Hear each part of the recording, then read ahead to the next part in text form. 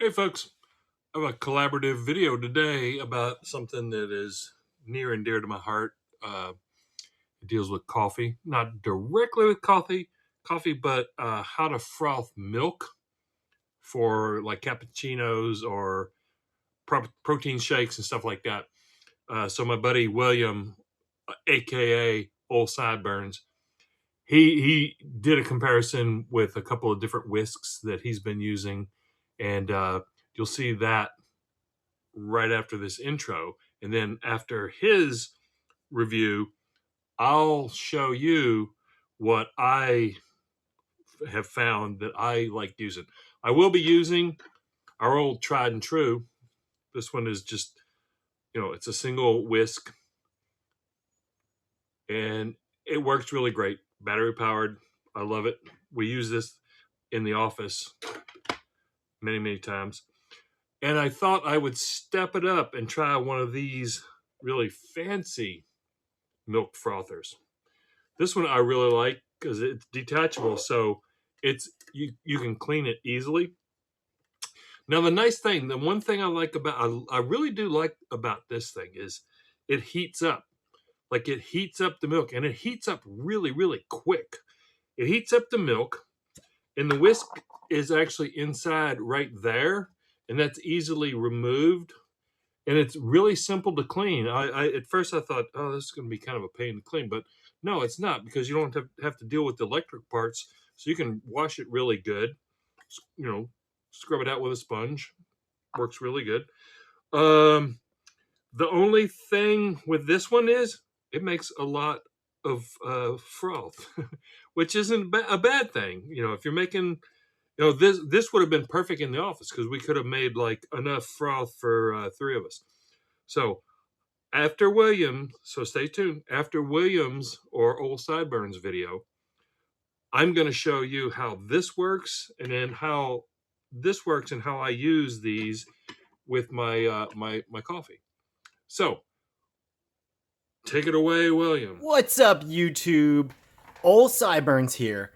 I'm here today to show Tom's Test Kitchen a subject we've talked about many times before, which is these little mini whiskers. You've probably seen these before. One thing that him and I had noticed is there's a couple different types. We've seen one with this type. I don't have the other one, but there's another flat type. And then I've never seen this type before with two of them. So the question that we've had is, what's the best one? The reason why I made this is because today my wife was showing me, she's been getting this stuff called mud water. It's kind of like a coffee replacement. It's a little bit like a chai. It's pretty interesting, but it actually came with a rechargeable set of a whisker. And so it uses this whisker to actually mix it up because it's kind of like mud.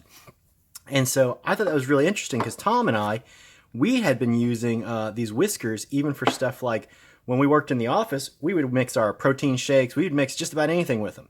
So today, what I want to look at is this kit from Mudwater, not sponsored, nothing like that. Just thought it would be interesting to tell you where I got it from. Is interesting in that they give you multiple replacements to like wash, which is pretty nice. I think my wife was saying that this whole kit was like $40, which included like the actual mud water and the mixer. That was like the starter kit. I think it might even came with like a thermos or something odd. It's USB rechargeable, really nice. Looks like it's nice and waterproof, so that's all nice. And then this is the one that we've been finding just on Amazon. Pretty cheap. Again, it's in that like $15 range. It's only got the one. It's got a non-rechargeable battery, so you just put in a couple double A's and you're good to go. So I wanted to look at today, I've got just heavy whipping cream, which I normally put in my coffee. Sometimes I'll whip it, sometimes I won't. But I've put a third of a cup in both of these. And I want to see maybe which one gives us the greatest amount of whipping. Maybe we can see how long they last. But let's get right into it, all right? So here's the standard, everyday, very common. You can find this just about anywhere. And I always like to do this. Okay. So that's pretty decent, right?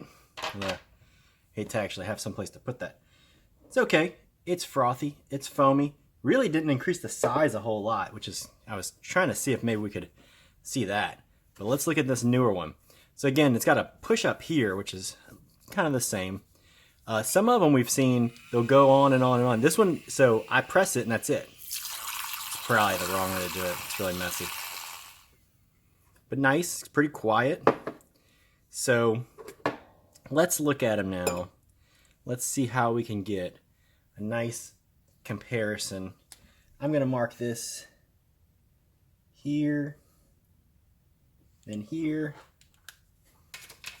Let's see if I can get, without changing my angle too much, what this looks like. I mean, it's pretty close. I would say it's about the same, really. Now, I mean, like, look, we got kind of bigger bubbles on this number 2. This, we're getting the nice tight bubbles. Yeah, it's hard to say. I don't know. I'm a little on the fence about rechargeability. Let's see how that looks. Oh, that looks pretty nice, actually. It's nice and thick.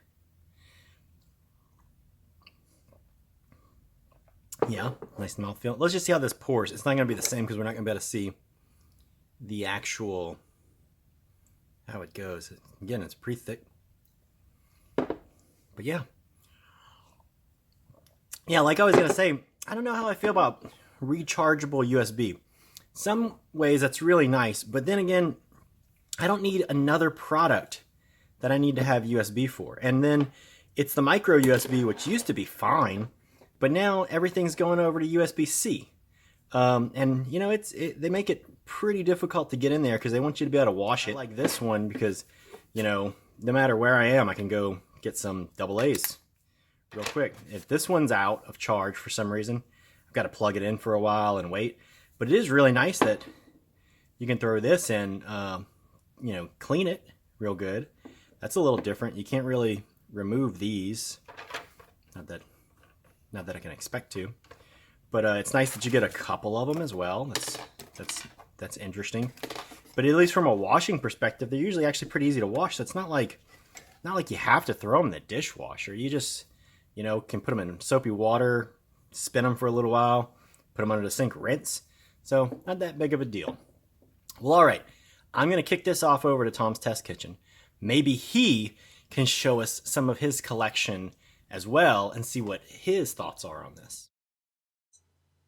Okay, here I have the exact same amounts of half and half for each. And this is because the electric one has a minimum amount that you can put in it for frothing. So looks to be about a quarter of a cup. So I've got basically a quarter cup of half and half. So the first one, I'm going to use our tried and true battery-powered milk frother. This is one we always used in the office, and it's always worked good for my cappuccinos and the sports drinks, the protein shakes that we used to put together. It looks pretty good, decent amount of froth.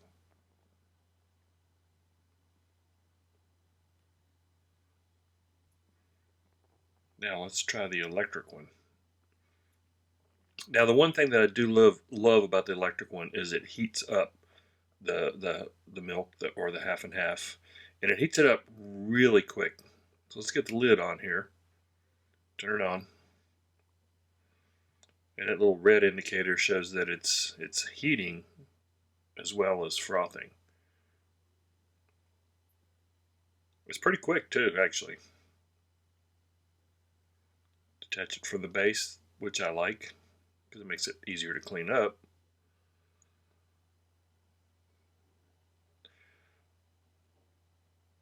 Now let's see. Oh, that's some really good looking froth.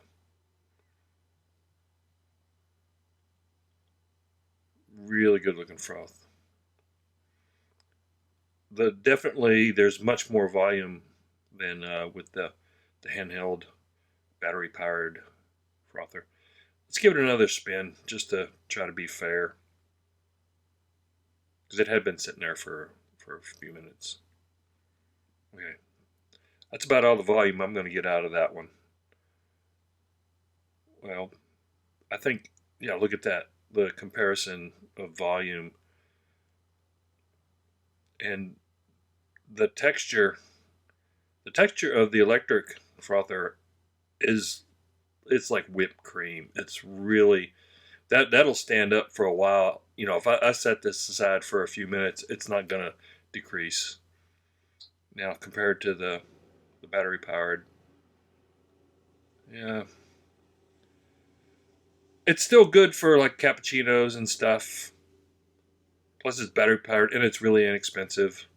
But that's the winner right there, the electric one. And I love that the half and half is warm, and it's got a really, really good mouthfeel.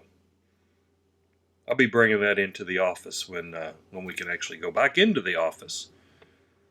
So, hands down, yep, the electric frother is the best.